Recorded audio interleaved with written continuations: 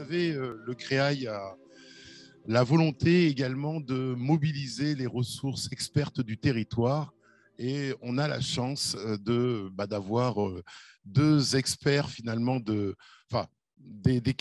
partie, d'une manière d'analyser les questions qui ont été évoquées jusqu'à présent.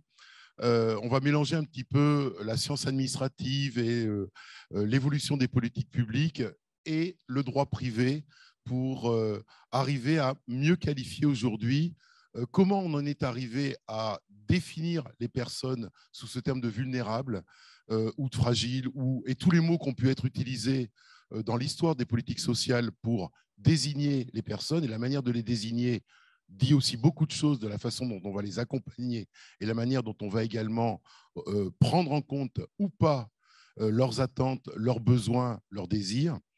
Et donc ça va être Robert Lafaure, qui est un spécialiste français reconnu de cette histoire des politiques sociales et qui va nous dresser un petit peu un résumé historique pour arriver un petit peu à la définition actuelle des politiques publiques en la matière.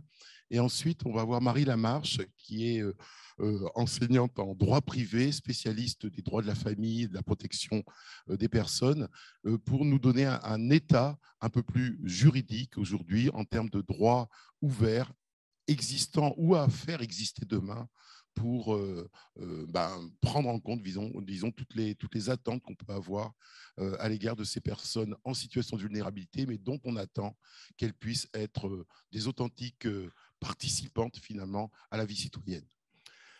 Robert, je te laisse introduire. Oui, bonjour à tous. Merci de m'avoir invité à cette journée.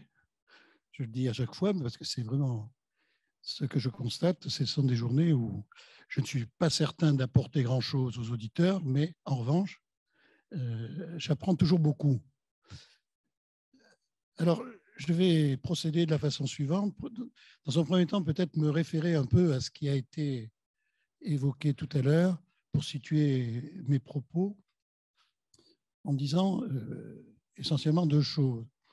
La première chose, c'est, Guillaume Leblanc a commencé comme ça, c'est que quand on regarde les politiques publiques, il faut être extrêmement attentif aux évolutions des mots, des appellations, pour la raison que, je vais le montrer tout à l'heure, ou essayer de le montrer, pour la raison que quand les mots changent, ça signifie que les représentations changent, que le regard change, et donc que les politiques changent ou en tout état de cause s'infléchissent, se modifient. Il nous l'a dit, le terme de vulnérabilité est très ancien, mais en réalité, c'est un terme qui n'est pas que de façon assez récente. En 1960, quand on qu'on développait les politiques de sécurité sociale ou qu'on développait, donc, et notamment les politiques de santé, quand on développait les politiques qu'on appelle aujourd'hui d'action sociale, qu'à l'époque on appelait action sanitaire et sociale, la vulnérabilité, ça n'intéressait personne. Ça n'existait pas. Donc il faut toujours être extrêmement attentif à ces changements de vocabulaire. Et comme le dit Pierre Muller, qui est un spécialiste des politiques publiques, le changement des mots traduit un changement de référentiel, un changement des représentations fondatrices du système. Or, un système de politique publique, comme toute institution, une politique publique étant en soi une institution et étant composée d'institutions diverses, c'est un entrelac de structures, mais à tous les niveaux des institutions, puisque les institutions, ce sont des fictions, la seule chose qui existe, c'est les individus concrets, mais les individus concrets ne vivent que parce qu'ils sont construits dans des fictions. Par exemple, quand vous naissez, vous allez à l'état civil, on vous attribue un nom, on vous rattache à un lignage, c'est une fiction, ça n'a rien d'objectif, c'est totalement arbitraire. D'ailleurs, dans l'histoire de l'humanité, les rattachements de cette nature ont été extrêmement différents, variables, évolutifs. Bon. L'État, c'est une fiction, ça n'existe pas, en réalité. Donc, nous vivons d'institutions, de constructions institutionnelles. Et ces constructions institutionnelles sont en doses variables, composées de deux séries d'éléments. Je vais entrer dans les détails, mais qui vont nous ramener à notre problème. Un premier série d'éléments, moi, que j'appelle l'ordre normatif, c'est-à-dire des représentations. Ce sont des principes, des valeurs, des normes qui organisent l'action collective, qui donnent un sens à l'action collective, qui définissent les raisons pour lesquelles on agit à destination de telle ou telle, pourquoi on agit de telle et telle façon, etc. J'appelle ça un ordre normatif. Et puis cet ordre normatif, il est, alors selon les institutions, cette dimension-là est plus ou moins présente, il est acide toujours, ou il est construit, il se construit dans ce que j'appelle un régime normatif, c'est-à-dire des systèmes de règles, des instances, le conseil d'administration, le statut salarial, la hiérarchie, etc., etc. Ça, c'est ce que j'appelle le régime normatif. Donc, l'ordre normatif change, le régime normatif suit. Quand il y a crise institutionnelle, c'est qu'il n'y a plus concordance entre les deux niveaux. L'ordre normatif ne correspond plus tout à fait au régime et le régime ne traduit plus correctement l'ordre normatif. Voilà. Bien, dans une certaine mesure, ce dont nous parlons, à mon avis, et je vais en venir là peut-être plus précisément au domaine qui nous intéresse, ce dont nous parlons là, avec l'émergence de la vulnérabilité, de la fragilité, etc., c'est un changement d'ordre normatif et une remise en cause du régime normatif. On l'a vu tout à l'heure, par exemple, à cette tribune, on nous a expliqué que quand on met en place un système de père aidance, ou un système de soutien par les pairs, qu'on fait appel à leur savoir expérientiel, eh bien, on le voit tout de suite, on ne peut pas échapper à la question de savoir comment ça s'institue. C'est-à-dire, est-ce que c'est une profession, est-ce que c'est payé? On forme les gens. Parce qu'en stricte logique, si c'est seulement l'expérience des individus qui suffisait à les positionner, il n'y aurait aucune raison de les former. Puisque l'expérience, ils l'ont. On se rend bien compte que cette expérience doit être transmise. Elle ne peut retrouver l'autre que dans un cadre qui est prédéterminé, qui est préconstruit, c'est-à-dire institué. On ne peut absolument pas échapper à cette réalité-là. Une société, ce n'est pas une juxtaposition d'individus, c'est une construction collective, à tout niveau.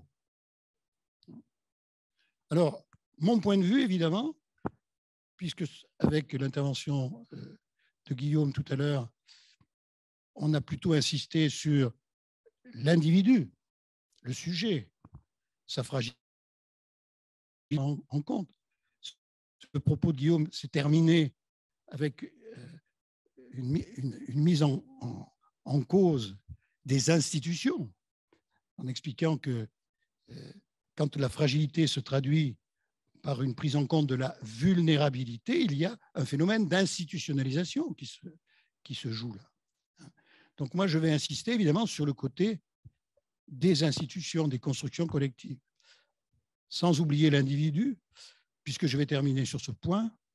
En réalité, à tout niveau, on ne peut pas faire l'économie d'une tension qu'il nous faut vivre, c'est la tension entre l'individu et l'institution, entre l'individu et le collectif. Cette tension, elle est propre à toutes les sociétés. Elle fait partie de la condition humaine. L'équilibre entre les deux est toujours très difficile à trouver. L'individu requiert, alors dans un contexte culturel différent, une reconnaissance de lui-même en tant qu'individu, ce que la collectivité doit l'assurer, mais la collectivité attend que l'individu entre dans le jeu du collectif.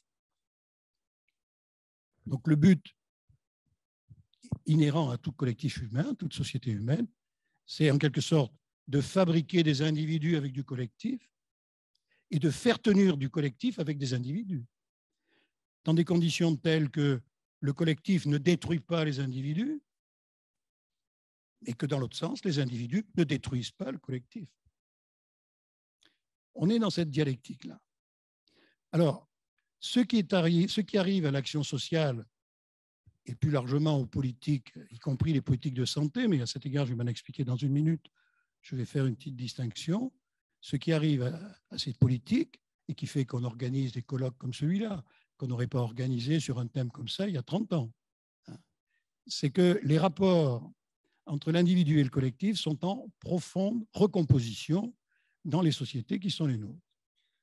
Autrement dit, les équilibres qui faisaient tenir ces deux éléments-là dans un relatif équilibre, dans un fonctionnement relativement stable, ces équilibres se défont sous nos yeux. L'individuation, c'est-à-dire le fait que pour vivre, il faut se penser comme individu, se fait de façon différente, se pose dans des conditions nouvelles depuis, à mon avis, une trentaine, une quarantaine d'années. Voilà. Alors, pour ce qui est de l'action sociale, je vais essayer de le caractériser. Alors, en disant d'une part que je le sais, dans le public, il y a deux catégories de personnes, des personnes qui sont dans le champ de l'action sociale et des personnes qui sont dans le champ de la politique de santé. Alors, il faut savoir d'abord, c'est notre héritage, mais d'ailleurs, il est en train de se recomposer, que ces deux secteurs ont été distingués à partir de la grande loi hospitalière 1970 qui a justifié en 1975 l'adoption de la loi sur ce qu'on appelait loi sur les institutions sociales et médico-sociales. Donc, c'est ce qui nous a donné l'héritage dans lequel nous sommes, d'un cloisonnement entre ces deux secteurs, qui pendant longtemps étaient confondus, pour la raison que les hospices étaient des établissements hospitaliers. Les hôpitaux généraux ont été longtemps des établissements d'accueil d'indigents. Donc, on a procédé à ce découpage. Alors, en ce qui me concerne, je vais surtout insister sur l'action sociale, pour la raison qu'à mon avis, c'est le secteur qui est le plus nettement travaillé par cette reconfiguration individu-collectif. Non pas, comme on l'a vu, que le secteur sanitaire ne soit pas lui-même travaillé, puisqu'on voit bien les droits du patient, la réintégration du patient, mais la consistance du secteur sanitaire qui s'est structuré autour de ce qu'on appelle le système hospitalo-universitaire, avec le système central, c'est l'hôpital. Et puis autour de l'hôpital, des acteurs différents. Mais ce système est d'une très forte consistance. Il ressemble un peu à l'éducation nationale, si vous voulez. Ce qui fait que les poussées individualistes de ce système ne parviennent pour l'instant que très peu à modifier la structure même du système. Simplement, comme on l'a vu avec ce qui nous a été dit sur le patient partenaire, c'est à l'intérieur des structures qui existent que s'opèrent ces rééquilibres. Mais ça ne bouleverse pas, pour l'instant, le dispositif organisé avec l'hôpital public, les hôpitaux et cliniques, la médecine libérale divisée elle-même entre médecine libérale, médecine spécialisée, et puis tous les dispositifs des professions paramédicales qui sont autour de ce système. Voilà. Donc, alors que l'action sociale, dans cette reconfiguration des rapports entre l'individu et la collectivité, elle est très fortement bouleversée. Alors, en gros, pourquoi ? Bien parce que depuis les années 80, on passe d'un modèle d'organisation que je vais rapidement caractériser et que j'appelle le modèle réparateur à un modèle d'organisation nouveau que j'appelle le modèle inclusif. Alors, je sors tout ça, évidemment, d'une observation des systèmes juridiques, des cadres, des organisations, etc. etc. Bon, je n'évoque pas d'ailleurs le fait qu'avant la Seconde Guerre mondiale, à partir de la fin du 19e siècle, on a mis en place en France un système qu'on appelait l'assistance publique, qui était l'équivalent, et que là j'appelle le modèle tutélaire, qui fonctionnait selon des logiques complètement différentes. Bon. Dans les années 45, 50, 60, parce que ça prend du temps, on va inventer le modèle réparateur. Qu'est-ce que c'est que le modèle réparateur ? Revenons aux mots que vous retrouvez dans les institutions qui ont été mises en place. Le modèle réparateur fait face à l'inadaptation. Ce n'est pas les vulnérables, c'est les inadaptés.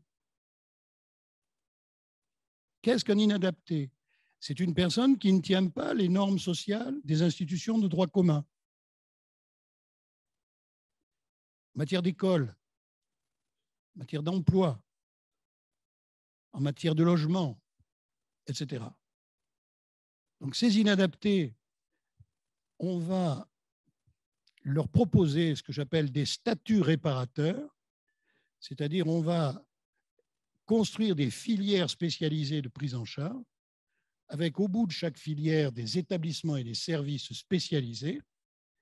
Et comme on le dit pour la responsabilité qui est aussi réparatrice, l'action publique va consister à donner à ces personnes, dans un statut protecteur, un équivalent fonctionnel de ce qu'ils ne sont pas capables de faire ou de ce qu'ils ont perdu.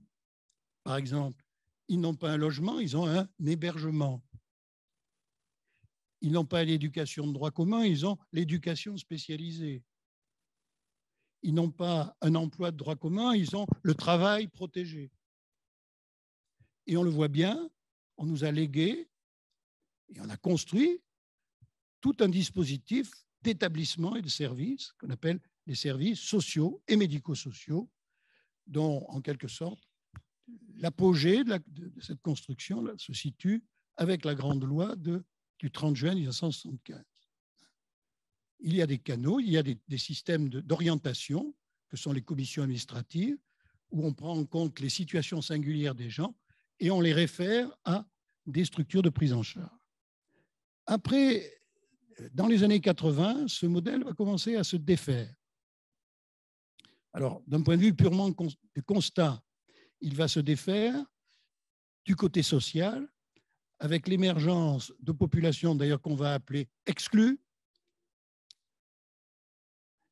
Ces populations se caractérisant à l'origine par le fait qu'elles sont chassées du marché du travail ou qu'elles ne peuvent pas y accéder, car le marché du travail, les statuts d'emploi se recomposent et que toute une population, en gros les ouvriers peu qualifiés ou pas qualifiés du tout, les OS, etc., toutes ces populations sont sorties du modèle industriel du passé.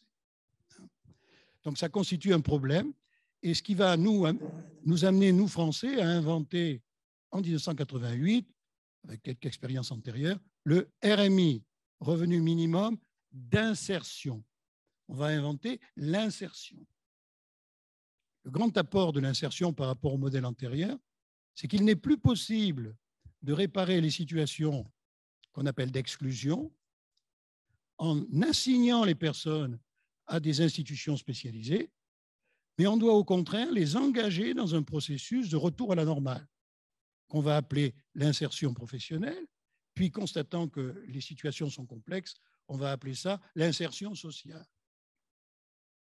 Donc il y a une reconfiguration du modèle réparateur, c'est-à-dire sa remise en cause, avec l'invention de l'insertion. Et puis pour des raisons complexes, à la fin des années 90 et au tournant des années 2000, et ça nous vient plutôt de l'étranger, de l'extérieur, on va voir apparaître la thématique de l'inclusion, qui vise plutôt le médico-social, dont la loi de février 2005 et la Convention internationale des droits des personnes handicapées sont une retraduction juridique. Que se propose-t-on de faire? Eh bien, on ne peut plus, dit la politique publique nouvelle, on ne peut plus assigner les personnes à des statuts réparateurs. Pourquoi? Parce que c'est discriminant. Il faut, les réintégrer dans le droit commun et deux, leur assurer des conditions d'existence qui sont au plus près du droit commun. Ce qu'on va appeler l'accès au droit, puis à la citoyenneté, etc., etc. Donc vous avez un renversement de représentation tout à fait considérable. Et c'est à partir de là, évidemment, que le système réparateur mis en place par des professionnels, etc., dans les années 50, 60, 70 même, ce système réparateur va entrer dans une phase de reconfiguration dont, d'un certain point de vue, nous vivons aujourd'hui le développement avec le plus de force, parce que pendant tout un temps, les acteurs ont fait comme si l'inclusion ne les concernait pas trop. Pourquoi? Parce que cette reconfiguration, elle est absolument fondamentale et elle est totale. Je résumerai en disant, le modèle inclusif, c'est ne faites plus ce que vous faisiez antérieurement. Il ne faut plus placer les gens dans des établissements et des services. Il faut les accompagner. Donc là, on retrouve l'idée, rééquilibrer les rapports avec les personnes. Il faut les accompagner. Il faut les réintroduire le plus possible dans le droit commun. Pour les enfants, l'école de droit commun, pas d'éducation spécialisée. Pour les adultes, si possible, l'emploi de droit commun. Pour le logement, pas l'hébergement, du logement, du vrai logement, avec adaptation, évidemment, des logements aux situations concrètes des personnes. Donc, vous avez une reconfiguration du système. Le modèle doit complètement se transformer. Et vous le voyez, derrière cette transformation se joue fondamentalement, quand on passe d'un modèle réparateur qui finalement, sur le plan des rapports entre le collectif, l'institution et l'individu, est un modèle qui reste tutélaire, même si ses fondements ne sont plus des fondements philanthropiques ou caritatifs comme par le passé, mais ce sont des fondements scientifiques. Donc, dans le modèle réparateur, celui qui sait définit ce qu'on doit faire de l'inadapté. Le médecin sait, la personne dite inadaptée ne sait pas. Le travailleur social sait, etc., etc. Donc, on est dans des modèles dissymétriques qui positionnent les professions et les professionnels et plus largement les institutions dans une position prééminente. Et les personnes sont mises dans ces institutions. Alors, ne les voyons pas, je le souligne entre parenthèses, comme des situations affreuses, etc., inhumaines, parce que toute cette vision qui consiste à considérer que le passé avait été mis en place par d'affreux individus qui n'avaient comme souci que de faire du mal, etc. Mais c'est absurde. Les gens qui ont inventé ça ne sont pas du tout des méchants, en tout cas, ils ne sont pas plus méchants que nous. Simplement, ils l'ont fait dans une autre vision du système social et des rapports entre les individus. Donc, ce modèle qui situe l'individu dans une position dominée, tout en lui ménageant évidemment une marge de manœuvre pour qu'il y adapte sa subjectivité à cette situation. Parce que vous retrouvez la même logique dans le travail, dans les situations d'emploi, dans les hiérarchies professionnelles, dans la famille, dans l'éducation. Le maître sait, l'élève ne sait pas. Donc tout ce modèle-là, il est profondément remis en cause et il n'est plus de saison. Et on passe donc à un système où les rapports de l'individu et du collectif sont à repenser avec une promotion évidemment de l'individu qui attend, et la politique publique le lui reconnaît, mais avec les apories qu'on a évoquées ce matin, la différence entre vulnérabilité et fragilité. Derrière la vulnérabilité, il y a quand même l'injonction d'être fragile.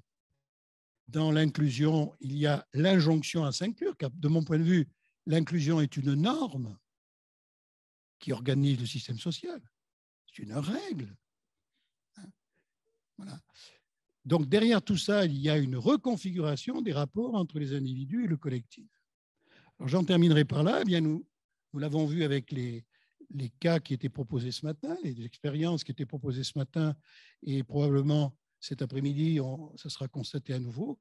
Eh bien, nos institutions sociales et médico-sociales ou nos institutions sanitaires sont actuellement en travail.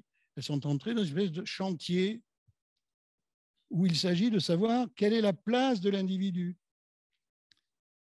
Comment traiter des individus qui veulent être reconnus comme tels? Comment traiter des individus dont la fragilité entend s'exprimer en tant que telle? Des individus qui ne veulent plus être assignés à des statuts. Comment les traiter? Eh bien, le chantier est ouvert. Les réponses sont incertaines. En tout état de cause, j'en terminerai par là, j'ai au moins une certitude, c'est que la réponse ne se situera pas du tout puisqu'on est en présence d'une dialectique, ce que les humains ont tendance à faire quand il y a une dialectique, s'il y a une tension contradictoire, c'est d'éliminer un des termes. Donc, par exemple, les individus veulent être reconnus, les institutions sont obligées quand même de les traiter non pas comme individus, mais à partir d'une représentation collective, etc. Alors, supprimons les institutions, évidemment. Puisque les institutions nous embêtent, on n'a qu'à les supprimer. Mais les professionnels, ils le disent d'ailleurs. Moi-même, je le disais, à l'université, si on n'avait pas d'étudiants, comment on serait tranquille? On pourrait dire aussi, quand on est professionnel, ben, les premiers emmerdeurs, c'est les gens dont on s'occupe, si on pouvait les faire disparaître. On supprime un des termes de la dialectique. Alors, chacun sait bien qu'une dialectique, ça s'affronte, ça s'assume, ça se dépasse intelligemment le plus possible, en tout cas. Ça ne se résout pas en éliminant un des termes. Et à mon avis, on ne pourra pas supprimer les institutions. J'ajoute, on ne pourra pas supprimer le collectif. Et le collectif n'est pas au service des individus qu'il prend en charge. Le collectif, il a des intérêts propres. Donc, dans toute intervention sanitaire, dans toute intervention sociale, vous avez une dimension d'intérêt collectif qui ne peut pas être niée. Pourquoi est-ce que vous mettez les enfants à l'école? Pourquoi est-ce que l'école est obligatoire? Ce n'est pas parce que les enfants le demandent, la plupart du temps, ils demanderaient le contraire. C'est parce qu'on considère que c'est important pour eux et pour la collectivité. Demander aux gens de se vacciner, c'est évidemment, on l'a vu avec le Covid, c'est évidemment mettre en avant un intérêt commun qui doit s'imposer aux intérêts particuliers. Donc, dans toute institution, vous avez des intérêts collectifs qui doivent être défendus et c'est inévitable. Le service public n'est pas le service du public, c'est-à-dire l'intérêt commun n'est pas l'accumulation des intérêts particuliers. Il faut retrouver cette dimension. Et d'ailleurs, même si vous voulez vous prendre en charge intégralement les gens en fonction de vraiment ce qu'ils sont, si tant est que ça puisse avoir un sens, vous ne le faites qu'à partir des grilles collectives, des analyses collectives. Vous ne pouvez pas vous en passer, on l'a vu tout à l'heure. Vous voulez aider des pairs, ben vous vous formez. C'est-à-dire vous entrez dans une montée en généralité, vous construisez un cadre de référence qui évidemment se décolle de la situation singulière des personnes sur lesquelles vous intervenez. Donc, on ne peut pas faire l'économie du cadre collectif, on ne peut pas faire l'économie de la subjectivité des personnes. Mais il faut trouver des moyens d'associer les deux de façon la plus positive possible. C'est pourquoi, évidemment, avec la participation, etc., la participation des usagers, par exemple, ce sont des thématiques qui sont intéressantes pour la raison qu'on met en travail une capacité à resituer les parties prenantes dans l'action commune et à voir si on ne pourrait pas la rééquilibrer, donner plus de poids à ceux qui antérieurement n'en avaient pas du tout. Mais on ne va pas éliminer ceux qui avaient antérieurement du poids pour le donner tout entier à ceux qu'on veut promouvoir. Ce serait absurde. Vous ne pouvez pas faire une politique d'action sociale qui ne soit qu'une accumulation de cas. Si vous voulez distribuer des prestations, vous êtes obligé d'avoir des critères collectifs. Vous ne pouvez pas donner les prestations à qui les demande. Vous voyez, le collectif, au fond, c'est l'espace où se construisent nos intérêts communs. Les sujets sont convoqués pour y participer de plus qu'ils ne le faisaient par le passé. Essayons de prendre en compte cette demande sociale et d'en faire quelque chose qui soit le plus positif possible, le plus créatif possible.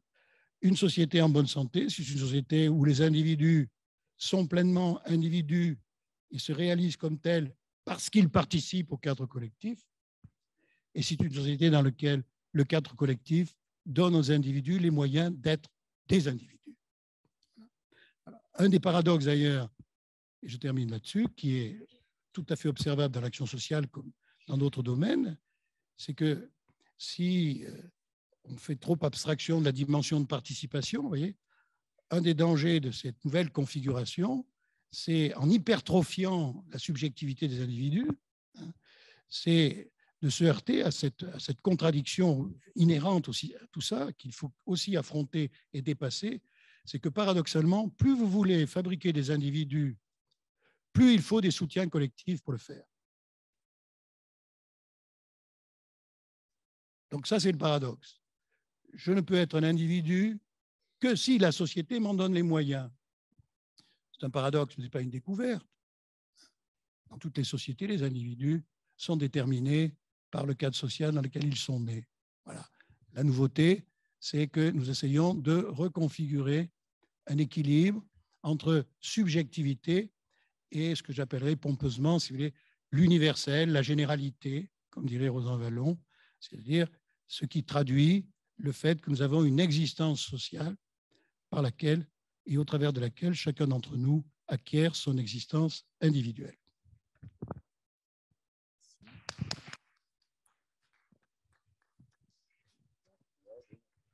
Oui, on va enchaîner. Merci. C'est toujours très difficile de prendre la parole après Robert Lafaure, qui est quand même un spécialiste de la matière. Si ce n'était pas un choix scientifique, je me permettrais de vous rappeler aux organisateurs que dans les concerts, on réserve la première place, la place en second aux célébrités. Cela étant, je vous adresse mes sincères remerciements à l'ERENA, au CREAI, pour m'avoir invité à participer à ce beau colloque. Donc, cette personne vulnérable qui est au cœur des réflexions de cette journée, avec la question de sa participation et la mesure de son autodétermination, tous ces mots qui sont dans les titres du colloque. Sachant qu'on a déjà parlé de la notion de personne vulnérable, qui n'est pas au départ une notion juridique, en tout cas de droit français, et qui se nourrit de cette situation de dépendance.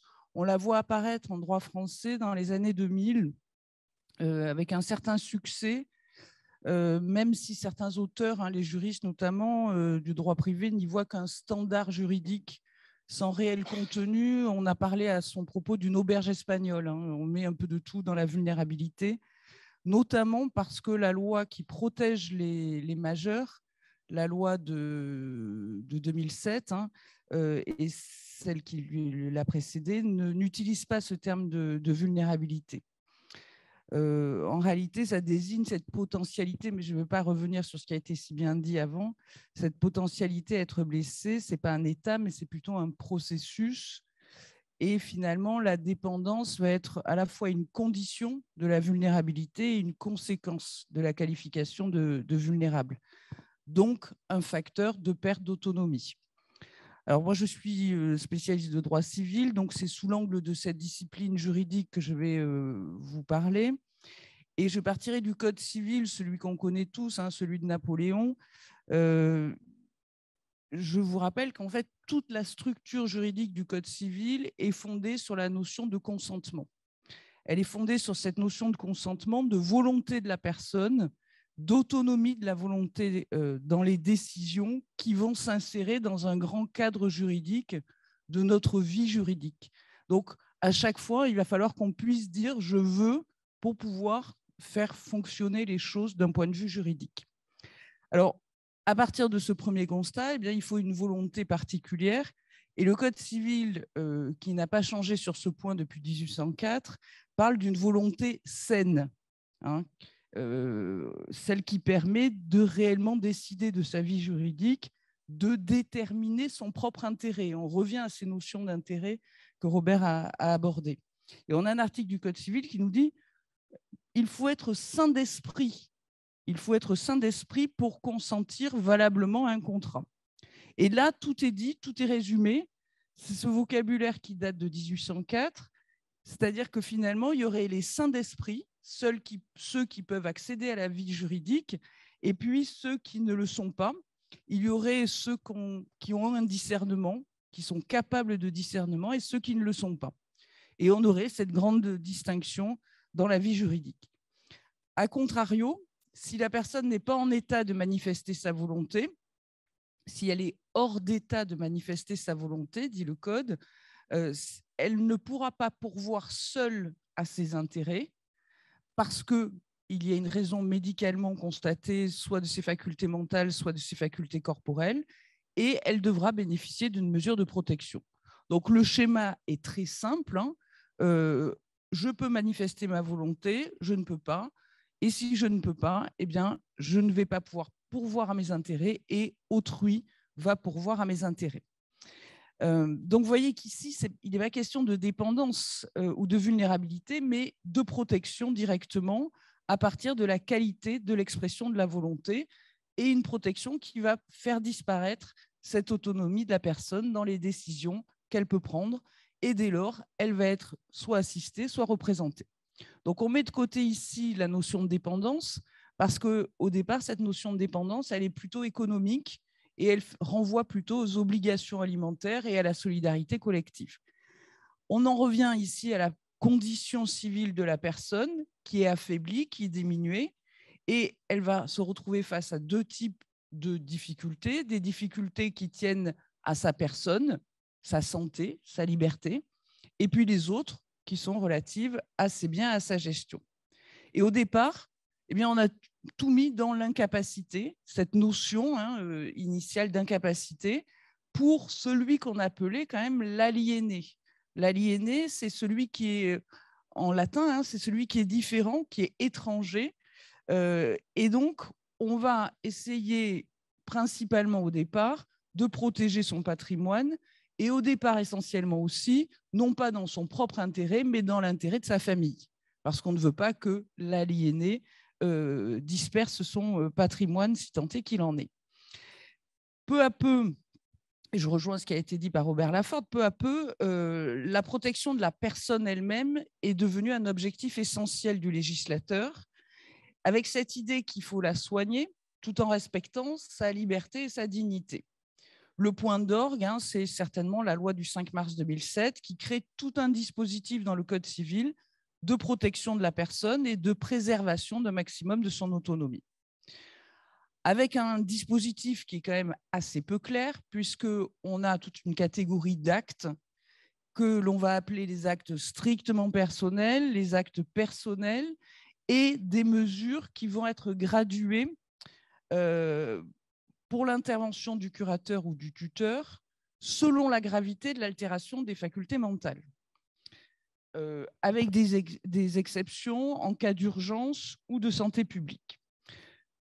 On a des dispositifs qui se sont multipliés. Donc, on connaît les classiques tutelle, curatelle, mais on y a ajouté des mandats de protection future, de l'habilitation familiale.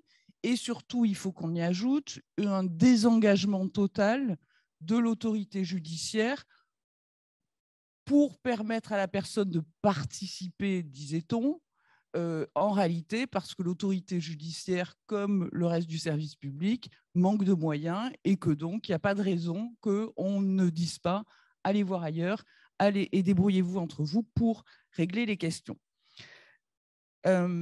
On a élargi, bien évidemment, cette protection juridique des personnes avec un public extrêmement varié, avec des causes de protection qui sont elles-mêmes extrêmement variées. Si on essaie de dresser un premier tableau qui servira de point de départ aux réflexions, on voit qu'on a un tableau à plusieurs entrées. D'abord, sur cette notion de c'est cette personne d'exprimer sa volonté et de pourvoir seule à ses intérêts. Au départ, ce ne sont que les personnes protégées, celles qui bénéficient d'une mesure de protection, mais on peut bien au-delà, et les médecins le savent, être confronté à des personnes qui ne peuvent pas totalement exprimer leur volonté, mais qui ne sont pas protégées. Et ces personnes-là, on va les rencontrer à l'hôpital, mais on va les rencontrer aussi dans des établissements sociaux ou médico-sociaux, à domicile, seuls ou avec des proches. Donc là, les situations sont très variées. Ensuite, on a des décisions aussi de nature très variée. On va essayer de se focaliser sur les décisions en matière médicale et sur celles qui concernent les choix de lieu de vie, d'hébergement, mais on a aussi des textes qui sont très variés. C'est-à-dire qu'on a des textes du Code civil avec des réformes en 2017, 2019, 2020 avec la dernière ordonnance. On a des textes du Code de la santé publique, du Code de l'action sociale et des familles qui reconnaissent à chaque fois des droits aux personnes, qui reconnaissent l'autonomie, mais qui se confrontent d'abord à un problème d'articulation. Vous imaginez-vous qu'on pourrait dire que le législateur est un, c'est-à-dire le législateur aurait une idée en continu de ce qu'il est en train de faire. Alors, les dernières élections législatives le montrent et le montreront peut-être encore plus dans l'avenir, mais le législateur de 2019 n'est pas celui de 2021, et quand il touche au Code de la santé publique, ils ne pensent pas forcément à articuler avec le code civil ou le code de l'action sociale et des familles. Donc, on a une espèce de patchwork de textes qu'on essaie d'articuler. De temps en temps, on nous dit, bon, mais on va faire une ordonnance qui va articuler. Mais comme l'auteur de l'ordonnance n'a pas forcément connaissance lui-même de tous les textes qui pourraient rentrer en jeu, ça donne toujours ce patchwork. Après, il faut ajouter les textes internationaux et notamment la Convention de l'ONU relative aux droits des personnes handicapées qui a quand même très largement inspiré ces dernières années les rapports et les recommandations, et puis la jurisprudence de la Cour européenne des droits de l'homme qui intervient ponctuellement et qui nous fait des petits coups de semonce sur certaines actions que l'on fait mal. En tout état de cause, ce dont on s'est aperçu, c'est que ces personnes vulnérables, pour ces personnes vulnérables, la vie ne pouvait pas être signe d'une perte d'autonomie totale. Alors, c'est peut-être le cas physiquement, mais ça ne peut pas être juridiquement le cas. Alors, la question qu'on peut se poser, c'est est-ce que le pari est réussi? Est-ce que l'on a réussi à articuler une protection adaptée de la personne avec une autonomie qui dépendrait de son degré de discernement? Alors, il est clair que non, sinon on ne serait pas là. Et je vous propose de voir rapidement, Robert m'avait promis sa montre, mais il ne l'a pas fait, rapidement deux points. D'une part, parce que l'identification des personnes hors d'état de manifester sa volonté est complexe. Qui est hors d'état de manifester sa volonté? Qui parmi nous est en capacité d'exprimer sa volonté? Et donc, le degré d'autonomie est totalement aléatoire. Et puis, parce que les décisions médicales ou les décisions relatives au lieu de vie et à la prise en charge sont diverses et sont soumises à des régimes juridiques différents. Donc, 2 points. Pour cette identification des personnes, ici, on va se pencher sur l'alliance qui peut exister entre le médical, le judiciaire et la famille. Donc, on va avoir une action combinée de ces acteurs, sachant qu'il y a un pouvoir accru des 2 derniers, c'est-à-dire la justice et les médecins. Sachant aussi qu'il n'y a pas de rapport obligatoire en droit français entre un traitement médical et le régime juridique de protection. C'est-à-dire que ce n'est pas parce qu'on suit un traitement pour une pathologie ou pour un état particulier qu'on va forcément avoir un régime juridique adapté. Donc, il n'y a pas ce lien qui est fait en droit français. Il y a donc une indépendance, mais il y a des influences réciproques et une nécessaire articulation. Alors, il y a des personnes protégées, donc qui bénéficient d'un régime de protection, et puis il y en a qui ne le sont pas et qui arrivent à l'hôpital ou en établissement sans être protégées juridiquement et donc on ne sait pas pour autant si elles sont en état de manifester leur volonté. Alors sur les personnes protégées, rapidement, je vous rappelle qu'on a multiplié donc les régimes juridiques en fonction des degrés d'autonomie, mais qu'on ne sait pas forcément, c'est-à-dire que le médecin ne sait pas forcément quand il a une personne sous curatelle en face de lui, si c'est une curatelle renforcée ou pas. D'abord, si c'est une curatelle. Si c'est une curatelle renforcée ou pas. S'il y a des mesures d'assistance simples ou si c'est de la représentation qui a été énoncée par le juge. Même s'il y a une intervention médicale au départ pour la mesure de protection avec un certificat médical, ce certificat médical qui fait état du degré de discernement de la personne, il n'est connu de personne. C'est-à-dire que l'expert qui va se prononcer sur l'état de la personne pour le juge, cet expert-là, son diagnostic va rester secret. Donc, on ne va pas se trimballer avec une pancarte, voilà mon degré d'autonomie, voilà quelle est ma capacité à manifester ma volonté. Sachant que l'objectif d'autonomie, c'est l'intérêt de la personne elle-même, avec cette tension entre autrui qui va essayer de déterminer votre intérêt et vous qui voulez déterminer votre intérêt. C'est ça la tension finalement de la protection des majeurs. C'est ça la tension par rapport à l'autonomie.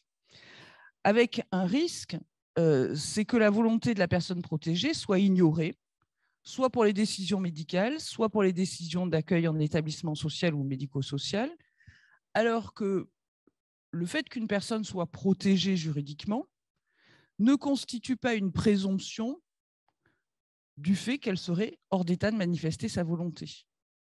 Ce n'est pas parce que je suis sous curatelle que je suis forcément hors d'état de manifester ma volonté. Et ça, c'est le risque, c'est d'avoir cette présomption quasiment irréfragable de non-discernement. Le risque aussi, c'est que la connaissance d'une mesure de protection conduise les professionnels, quels qu'ils soient, à passer outre la volonté de la personne. Parce qu'on leur dit il faut recueillir la volonté du protecteur, du tuteur, du curateur, il faut aller voir la bonne personne. Et le risque, c'est d'écarter la personne à ce moment-là. Pour les personnes qui ne bénéficient pas d'une mesure de protection, je vais essayer d'aller plus rapidement. Ici, on n'est pas face à celui qui ne peut pas du tout exprimer sa volonté. La personne dans le coma, bien évidemment, arrive à l'hôpital, elle ne peut pas exprimer sa volonté.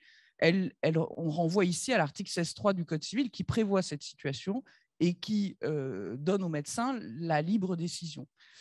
Donc, je parle des personnes qui sont entre deux, dans cette zone grise, celui qui ne comprend pas bien, celui qui n'est pas raisonnable. Et vous voyez déjà le glissement.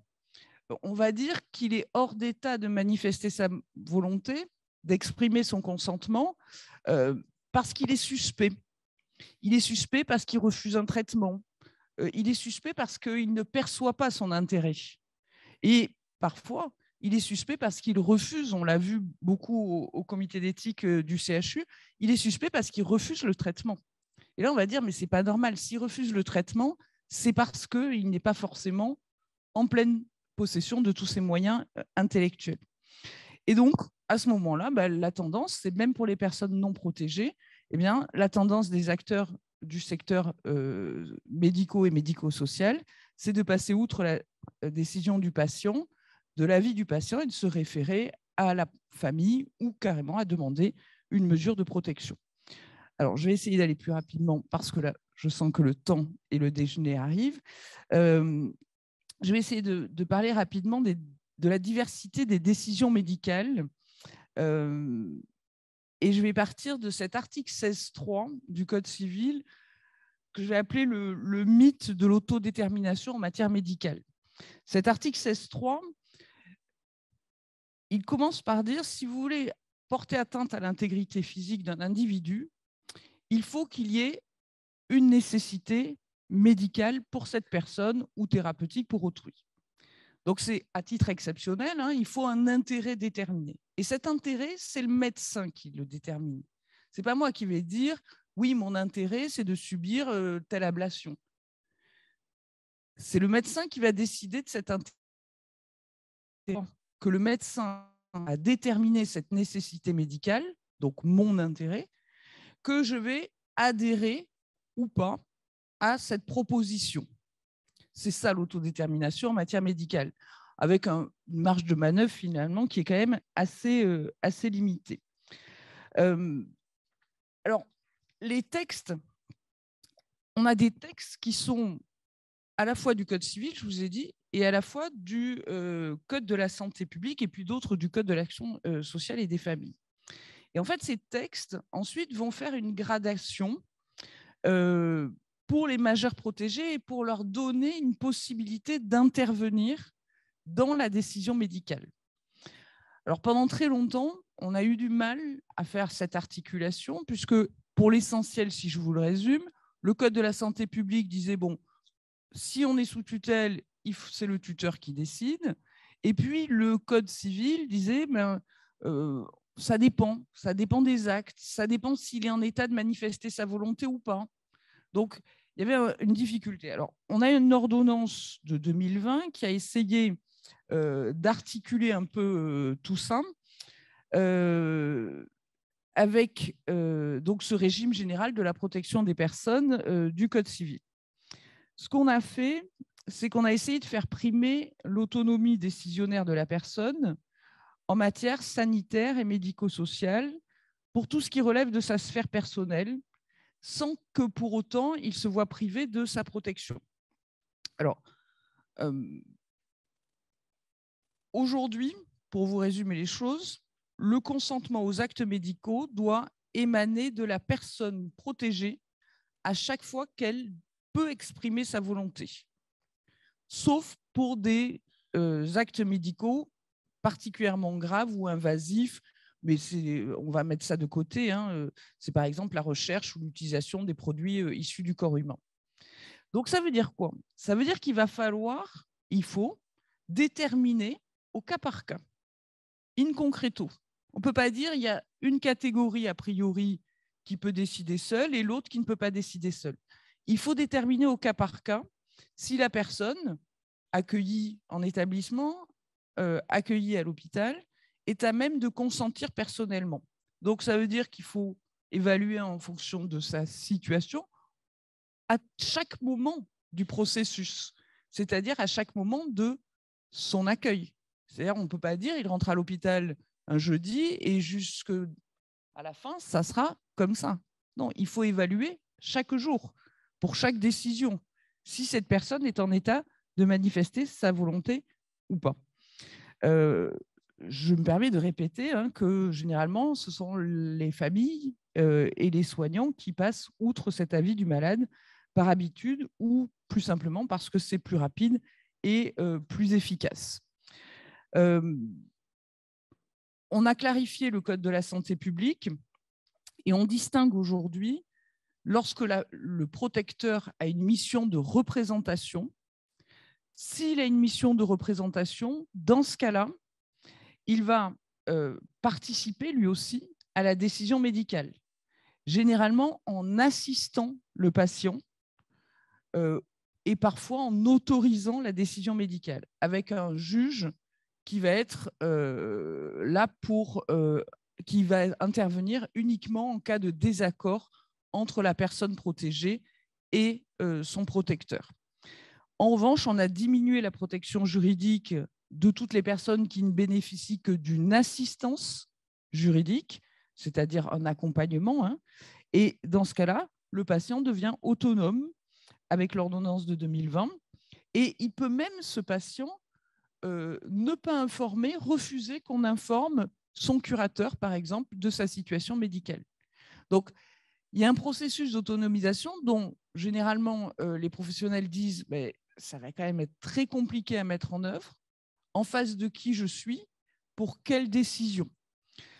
Et puis, la suite, parce que je ne vais pas vous faire une liste à l'après-vert de tous les textes et de toutes les situations, la suite, par rapport à ces décisions, c'est, on nous dit, et ça vient d'outre-Atlantique, on nous dit, c'est terminé. Vous n'assistez plus, vous ne représentez plus. En réalité, il faut simplement accompagner. Et deuxièmement, on nous dit aussi, le mieux, c'est de choisir à l'avance celui qui va vous accompagner, que ça soit pour un mandat de protection future, que ça soit pour des directives anticipées. À chaque fois, on nous dit le mieux, c'est de contractualiser, d'anticiper ce que sera l'avenir. Ce qui ne vaut bien évidemment que si à un moment donné, vous avez été en état de manifester votre volonté et que par la suite, vous ne le soyez plus. Je vais finir par là. L'idée dans tout ça, c'est pour vraiment permettre une autodétermination, pour véritablement permettre une forme d'autonomie, il faut arriver à respecter la volonté et les préférences de la personne, y compris son droit de prendre des risques et de faire des erreurs. Finalement, la véritable autonomie de la personne vulnérable, ce serait donc de pouvoir prendre des décisions contraires à son intérêt, ce que, bien évidemment, un professionnel a beaucoup de difficultés à accepter. Je vous remercie. Merci beaucoup. Alors, Madame Lamarche, vous avez pas mal évoqué la loi du 5 mars 2007, mais vous n'avez pas évoqué la loi de mars 2019 qui, me semble-t-il, mais bon, peut-être que j'en fais une lecture un peu irénique, ouvrait de manière plus large un certain nombre de droits aux personnes qualifiées de vulnérables ou de protégées en tout cas, donc au niveau du droit de vote, du droit de se marier, etc. Enfin, ça marque quand même quelque chose. Et j'ai le sentiment que c'est aussi, dans les deux interventions, on sent bien une forte influence étrangère quand même dans la manière dont on est en train d'organiser tout ça. Et donc, vous avez cité tous les deux l'importance de la CIDPH. Donc, c'est aussi de voir en quoi ces éléments extérieurs viennent également modifier notre ordre juridique et social français actuel. Alors, rapidement, je n'ai pas évoqué la loi de 2019, mais j'ai évoqué l'ordonnance de 2020, qui est une ordonnance d'application. Et je n'étais pas certaine que le droit de se marier était au cœur du sujet d'aujourd'hui. Mais oui, bien sûr, il y a eu d'autres, pour les personnes protégées, il y a eu d'autres libérations, on va dire. C'est-à-dire que, en fait, l'idée, c'est ce que je disais à l'instant en finissant, c'est qu'on s'aperçoit qu'il y a des actes, il y a des situations pour lesquelles on ne peut pas être représenté. C'est ça que nous a apporté ce qui arrive d'outre-Atlantique, hein, c'est les idées, c'est cette autonomie, ce qui pose problème parce que, et on l'avait déjà vu en 2007, c'est-à-dire que si je ne peux pas être représenté, il faut que j'ai un peu la possibilité de manifester ma volonté pour me marier, pour voter. Mais si je ne peux pas du tout manifester ma volonté, si je ne suis plus en état, ben on me prive du droit, puisque personne ne peut me représenter. Et c'est ce qu'on a avec les actes strictement personnels. Hubert ?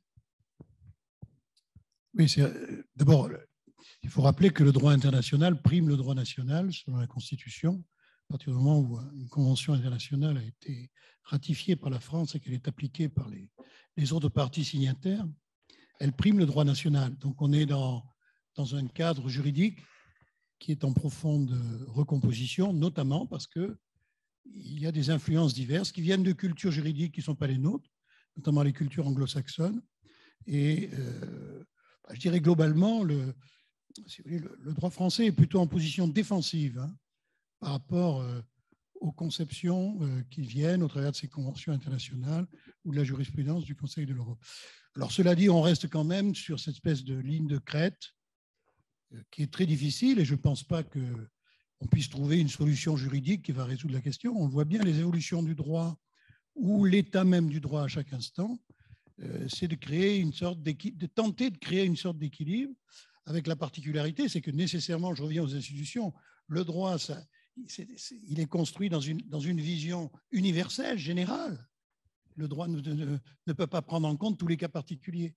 Et en même temps, les cas particuliers doivent être ordonnés par les règles juridiques. Donc là, on a une dialectique permanente et très instable entre des tas de cas qui rentrent mal dans les cases et un droit qui nécessairement quand même doit distinguer, etc.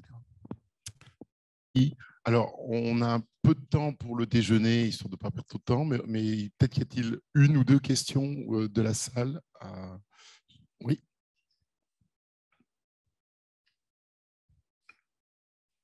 Juste par rapport à la question des signalements, parce que voilà, on est souvent interpellé pour signaler des situations de personnes qui ne sont pas encore sous mesure de protection et où se posent des débats un peu éthiques, hein, entre la différence entre autonomie, dépendance, respect du choix de vie de la personne et non-assistance à personne en danger. Et généralement, en fonction des juges, hein, et des tribunaux, on a des juges qui nous demandent de tout signaler, voilà, avec toujours une petite menace, hein, derrière, d'être poursuivi pour non-assistance, etc. Et d'autres juges qui nous demandent d'être un peu plus modérés. Est-ce que vous pouvez nous éclairer par rapport à ça? Parce que nous, en tant qu'acteurs du quotidien, des fois, on n'est pas forcément soutenus, hein, par nos institutions, hein, dans le cas des signalements. Et on se retrouve dans des postures extrêmement complexes, individuelles, à ne pas savoir que faire. Voilà. Alors, je vais vous répondre en vous racontant une anecdote. J'étais il n'y a pas si longtemps, enfin quelques semaines, avec des étudiants de master et qui avaient fait venir un juge aux affaires familiales.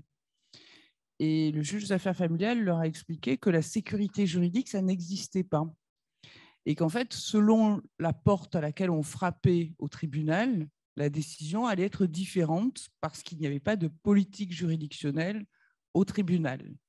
et que chaque juge était libre. Alors, est-ce que vous imaginez la tête des étudiants qui viennent de faire 5 ans de droit, qui on a parlé de sécurité juridique pendant 5 ans, et qui entendent ça, c'est exactement ce que vous dites. Après, l'idée, c'est de s'organiser, d'aller voir un procureur, d'essayer de voir comment on peut mettre en place des procédures qui soient un peu uniformes, etc. Et puis, ça dépend complètement du magistrat. Mais généralement, le parquet civil est quand même assez fiable, hein, puisque ce sont eux qui gèrent ces signalements. Voilà, je ne peux rien vous répondre d'autre.